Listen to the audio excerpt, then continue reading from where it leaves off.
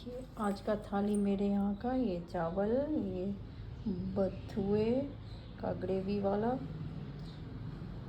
और ये है पंपकिन कदीमा का भुजिया, ये बैगन बस नमक हल्दी और धनिया की पाउडर और मिर्ची का पाउडर देके सेलो फ्राई किया हुआ, धनिया पत्ते की चटनी जो मेरे ब्लॉग में दिया हुआ है, ये आलू का भरता या चोखा मेरे ब्लॉग में है। आप लोग देखिए मेरे ब्लॉग को ध्यान से, सब्सक्राइब कीजिए और देखिए आज का थाली मेरे यहाँ का कितना यम्मी लग रहा है। खाने में तो मुंह में भर भर के पानी आएगा।